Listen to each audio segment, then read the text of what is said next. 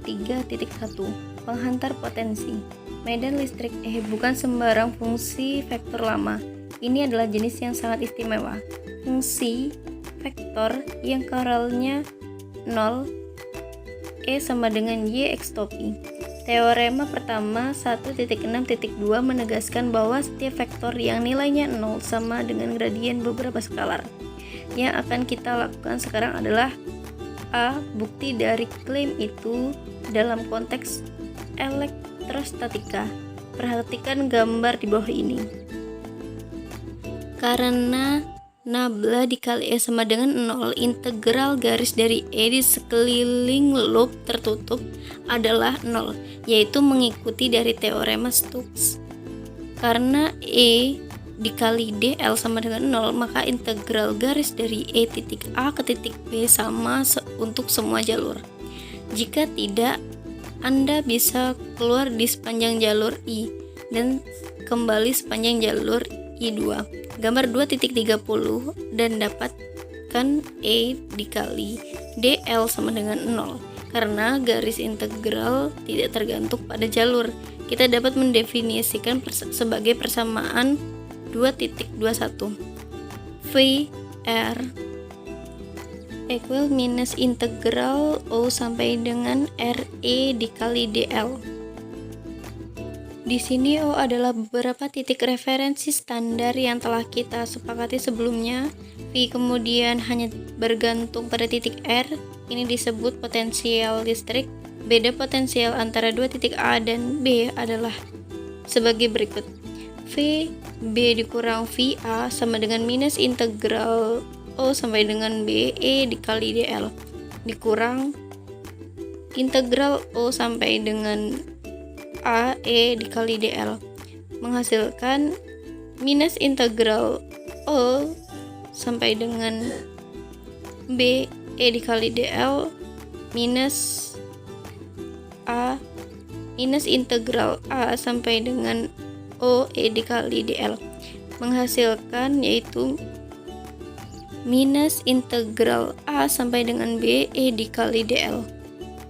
Sekarang teorema fundamental untuk gradien menyatakan V B dikurang VA sama dengan integral A sampai dengan B nabla dikali V dikali DL.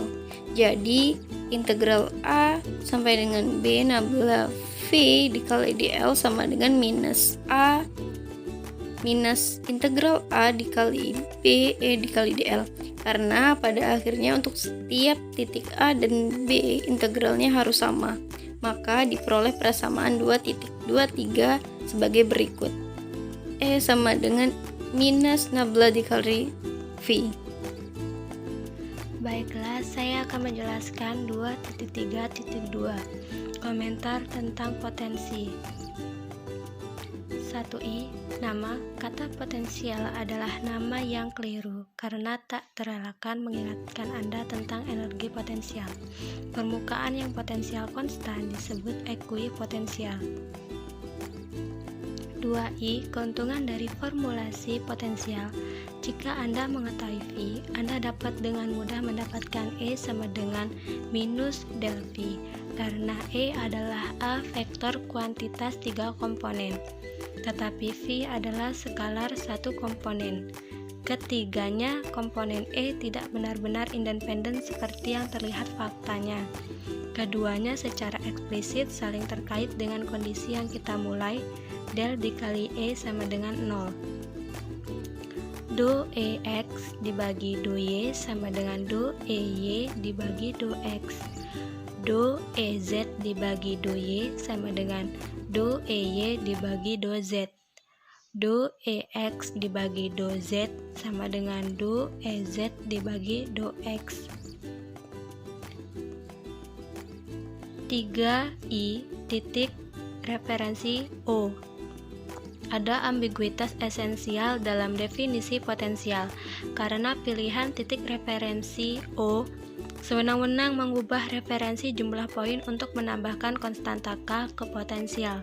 V aksen R sama dengan minus integral titik O aksen sampai titik R E.dl sama dengan minus integral titik O aksen sampai titik O E.dl minus integral titik O sampai titik R E.dl sama dengan K plus VR, di mana K adalah integral garis E dari titik acuan lama O ke yang baru O. Tentu saja menambahkan sebuah konstanta ke V tidak akan mempengaruhi beda potensial di antara dua poin. V aksen B dikurang V aksen A sama dengan VB dikurang VA. Sejak huruf K dibatalkan, sebenarnya sudah jelas dari persamaan 2.22 bahwa perbedaan potensial tidak bergantung pada O, karena dapat ditulis sebagai garis integral dari E A ke B tanpa mengacu pada O. Ambiguitas juga tidak mempengaruhi gradien V. Del V aksen sama dengan del V. Karena turunan konstanta adalah 0, itulah mengapa semua V seperti itu. Hanya berbeda dalam pilihan titik referensi mereka, sesuai dengan bidang E yang sama.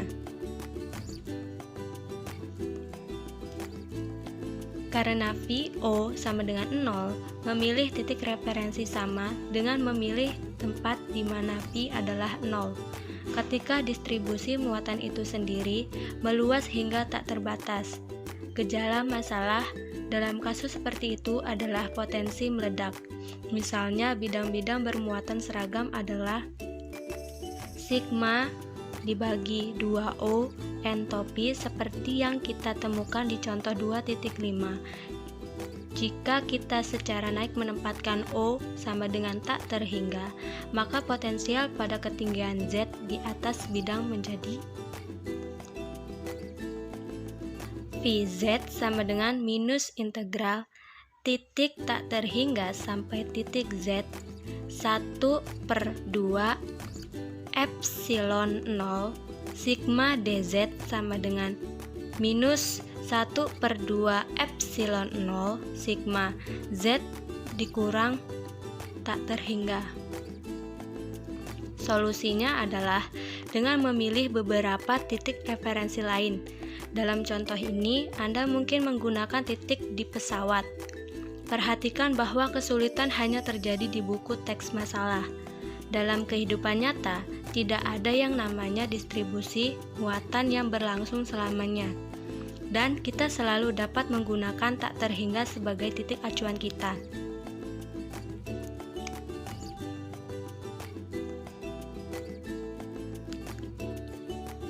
I. Potensi mematuhi prinsip superposisi. Prinsip superposisi asli berkaitan dengan gaya pada muatan uji Q. Dikatakan bahwa gaya total pada Q adalah jumlah vektor gaya yang dapat diatribusikan ke muatan sumber secara individual. F sama dengan F1 plus F2 plus titik-titik. Memberi dengan Q, kita melihat bahwa medan listrik juga mematuhi superposisi prinsip. E sama dengan E1 plus E2 plus titik-titik. Mengintegrasikan dari titik referensi bersama ke R, maka potensialnya juga memenuhi prinsip seperti itu.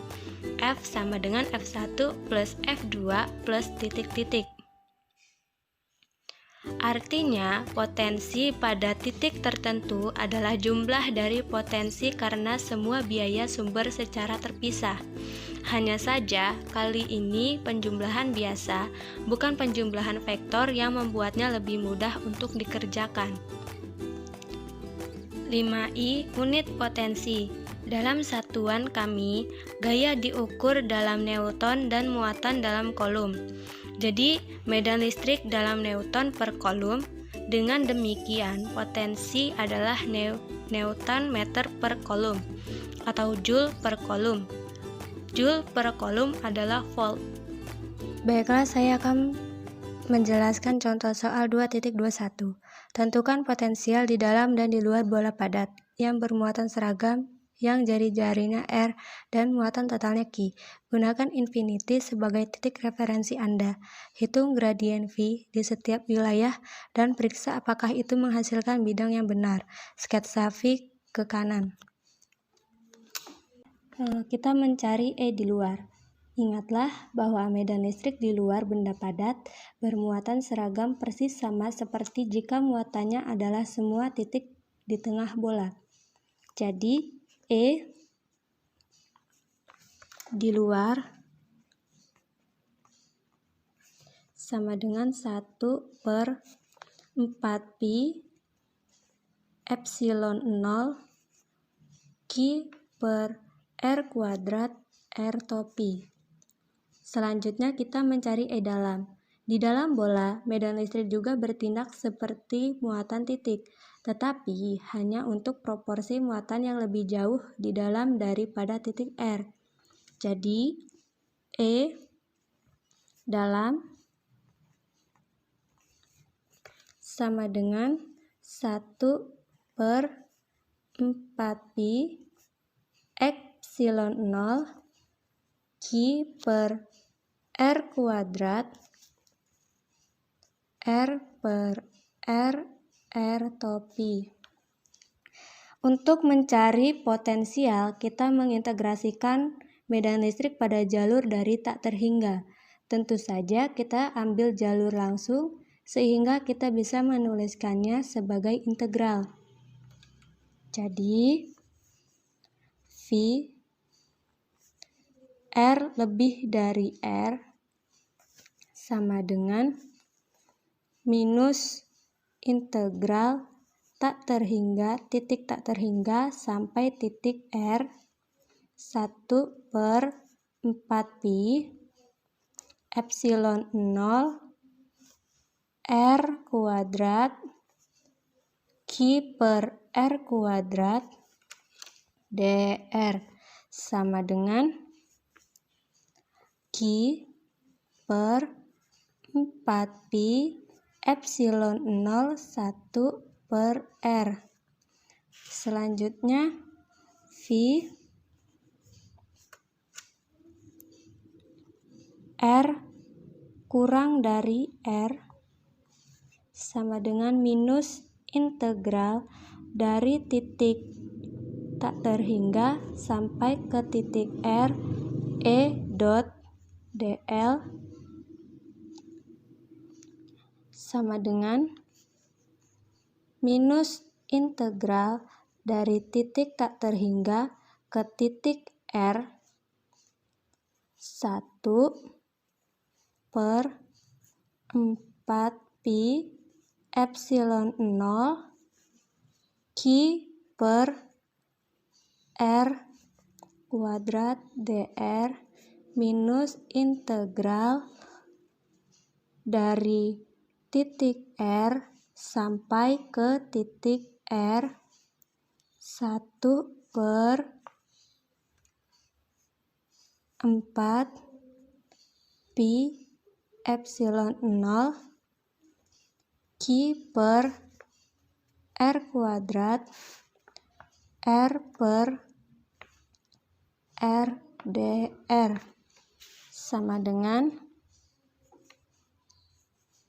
Q per 4pi epsilon 0 dikali 1 per R dikurang R kuadrat dikurang R kuadrat per 2 R pangkat 3 sama dengan 3Q per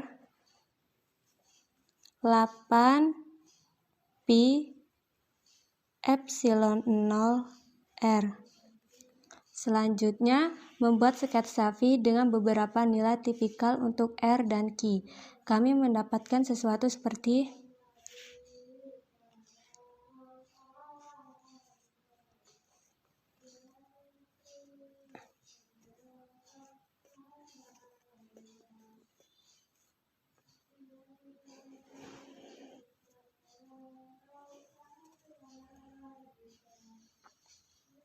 Di sini R lebih dari R. Di sini R kurang dari R. Dan di sini hasilnya 3Q/8Pi epsilon 0 R. Inilah hasil tersebut.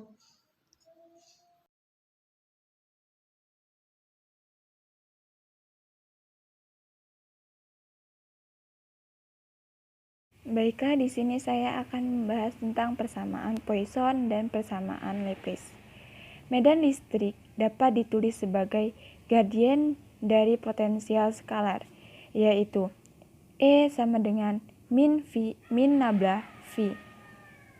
Juga, divergen dan kurel dari E bisa ditulis sebagai nabla dikali E sama dengan rho per epsilon 0 dan nabla dikali E sama dengan 0. Mari kita bandingkan persamaannya, yaitu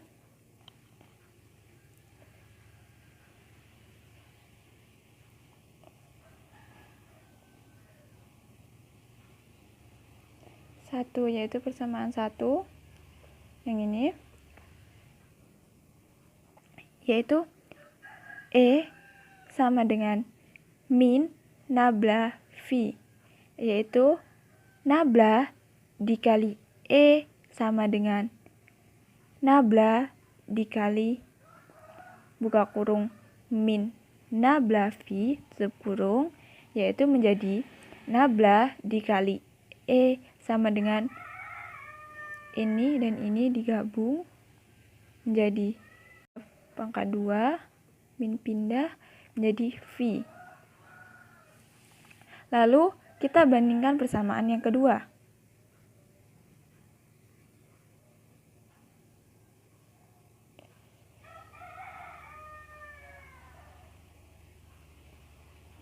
Yaitu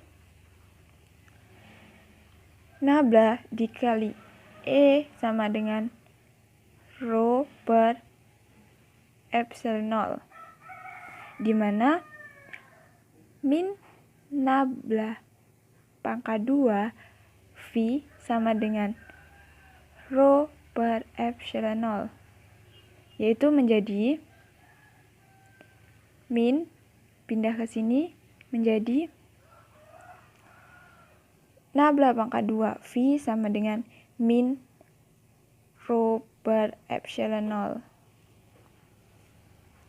Nah, ini dikenal dengan persamaan Poisson, di mana di daerah ada muatan, yaitu rho sama dengan 0 untuk persamaan Poisson dan Laplace. Nah, selanjutnya yaitu persamaannya selanjutnya yaitu nabla pangkat 2 V sama dengan 0. Ini persamaan yang mana akan kita bandingkan, yaitu kita bandingkan dengan persamaan nabla dikali E sama dengan 0, yaitu kita menggantikannya dengan nabla dikali E sama dengan nabla dikali buka kurung min nabla V tutup kurung sama dengan 0. Nabla dikali E sama dengan 0. Karena kenapa bisa 0? Di sini kan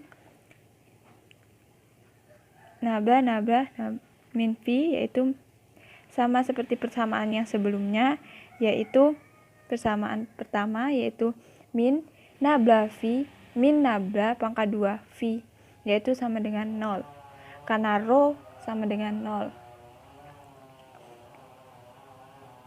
Lalu perminsnya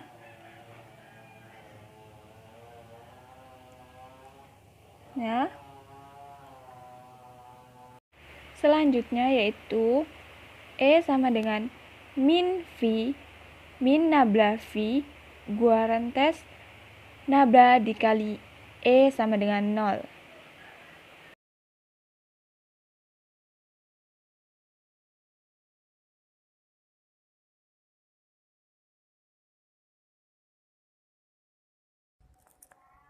Dua titik 3.4 Potensial distribusi muatan lokal. Ketahuilah bahwa kita dapat menghubungkan V dan E. Kita akan menulis persamaan satu sisi di sini sehingga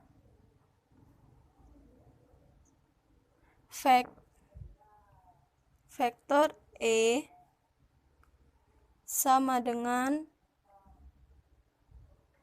negatif gradien V. Dan kita menemukan bahwa lapisan dari V sama dengan negatif kepadatan muatan atas, yaitu P per epsilon 0. Dan ini didapatkan dari divergensi E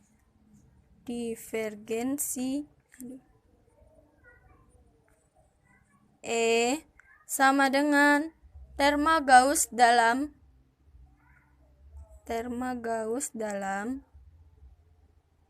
vektor atas per epsilon 0. Jadi, kita menggunakan ketiga persamaan ini dengan bersama-sama.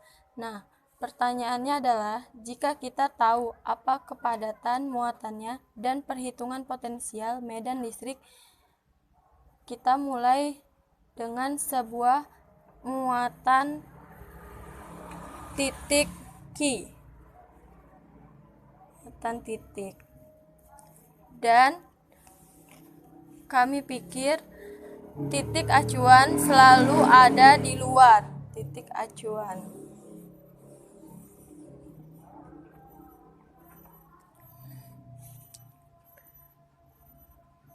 Titik acuannya di sini.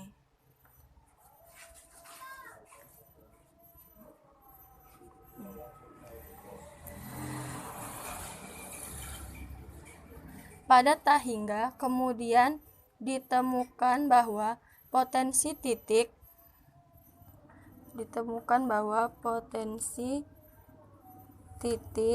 sama dengan 1 per 4 R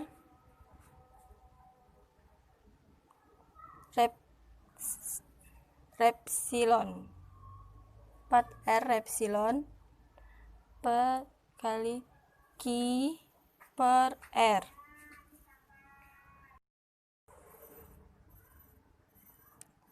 Panjang vektor ke posisi dengan menggunakan prinsip superposisi untuk beberapa muatan titik. Baik, saya akan mencoba menggunakan notasi yang sama. Di sini menggunakan P dengan baik.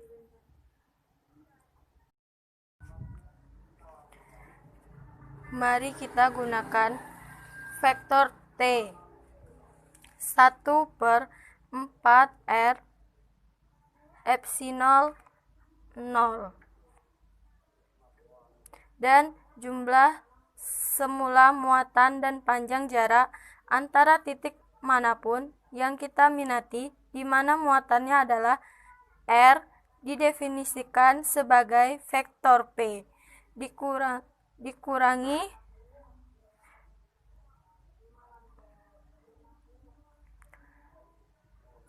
vektor P dikurangi posisinya dari muatan itu. Tentu saja kita dapat mengubahnya menjadi distribusi kontinu 1 per 4 PR epsilon 0 dan integral dari semua spasi garis di atas jarak ke jarak detail muatan kembar dari titik tertentu, dan ini adalah ingatan persamaan untuk menghitung medan listrik sangat mirip.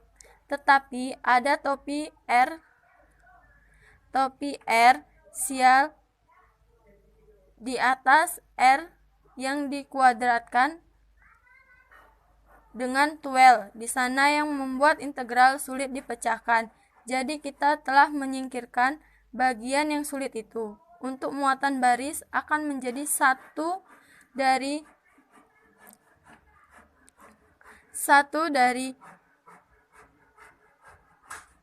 epsilon, bukan integral dari kepadatan muatan baris selama jarak dl, dan untuk muatan tertentu saja.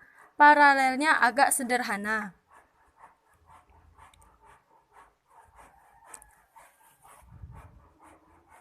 Sigma over RDA.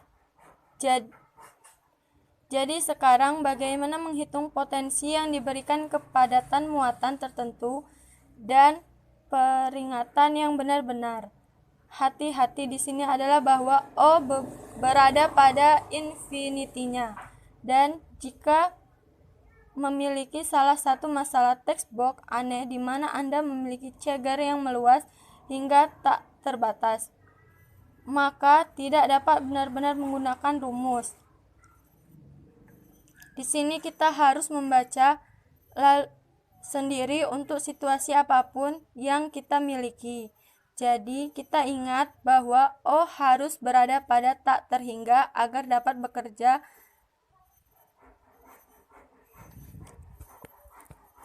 O-nya itu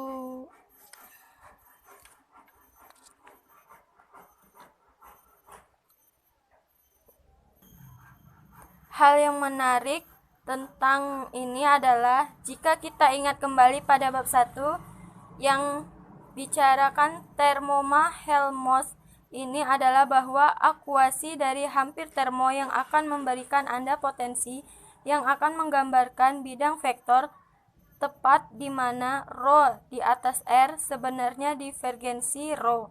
Sebenarnya adalah divergensi medan yang diberikan muatan, divergensi listrik. Medan itulah muatan dan medan listrik adalah Gardin. Dan potensial adalah integral dari muatan yang kita miliki. Lingkaran kita baru saja menggabungkan untuk diri kita sendiri. Jadi agak sederhana, harap menyenangkan dan membantu.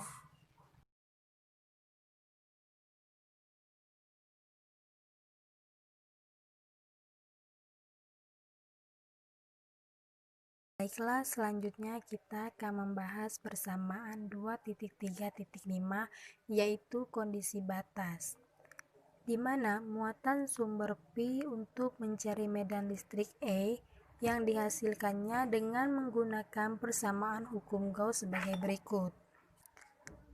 Di sini integral Vs epsilon dikali dA sama dengan 1 per epsilon 0 Qns, di mana 1 per epsilon 0 sigma A. Pada gambar 2.35, di mana kita akan memperoleh 6 rumus yang terkait dalam persamaan berikut, di mana P berubah ke E, yaitu E sama dengan 1 per 4 V epsilon 0 lalu integral P topi per P pangkat 2 P dt. Terus dia akan berubah ke E menjadi ke V, yaitu di mana nilai V sama dengan 1 per 4 V epsilon 0 integral V per topi dt, di mana V ke E yaitu E sama dengan min delta V berubah menjadi V, berubah menjadi V, yaitu delta kali X sama dengan V per epsilon 0 atau delta dikali epsilon, yaitu sama dengan 0. Lalu dia akan berubah, lalu dia ada dua cabang, yaitu dari V ke E, yaitu dan V ke P, di mana nilainya delta pangkat 2 V sama dengan min V per epsilon 0. Misalkan kita menggambarkan sebuah Gaussian field yang memanjang hampir melewati tepi hampir di setiap arah, yaitu pada gambar 2.36, di mana flux dalam batas sebagai ketebalan E menjadi 0, yaitu dengan V1 akan menghasilkan nilai di mana komponen E terputus-putus dengan jumlah CR per EO di setiap batas, di mana epsilon 1 per above minus epsilon 1 per below sama dengan 1 per epsilon 0 sigma dari persamaan 2.31. Jika kita menerapkan persamaan 2.19, E yaitu di mana sigma V epsilon dikali dl menghasilkan 0. Pada lengkungan persegi panjang tipis pada gambar 2.37, ujungnya tidak memberikan apa-apa, seperti E selanjutnya ke 0, sisi memberi epsilon 1 above atau epsilon 1 below. Begitu kita tulis, yaitu persamaan 2.32, di mana E adalah singkatan dari komponen E yang sejajar dengan permukaan. Batas kondisi E dapat digabungkan menjadi satu rumus, yaitu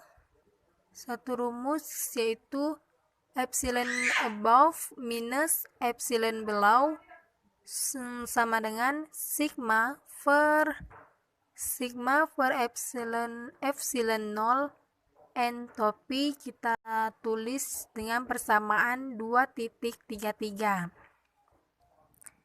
di mana N adalah vektor satuan yang tegak lurus dengan permukaan yang menunjukkan dari bawah ke atas, yaitu 8 potensial dengan kontinu melintas batas manapun pada gambar 2.38,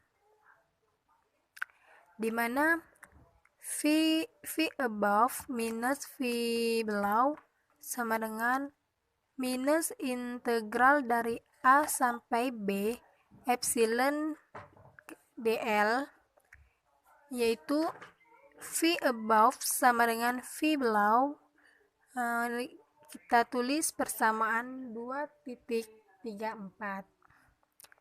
di mana delta V above minus delta V below sama dengan minus 1 per epsilon 0 sigma per sigma n topi.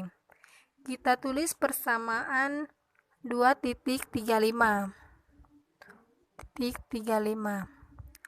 dan di mana X sama dengan V above per Vn minus mana xv above per xn minus xv below per xn sama dengan min 1 per epsilon 0 sigma. Kita tuliskan persamaan 2.36. Selanjutnya kita dapat xv per xn sama dengan delta v kali entropi. Di sini kita tulis persamaan 2.37, di mana turunan normal dari v yaitu laju perubahan arah tegak lurus dengan permukaan.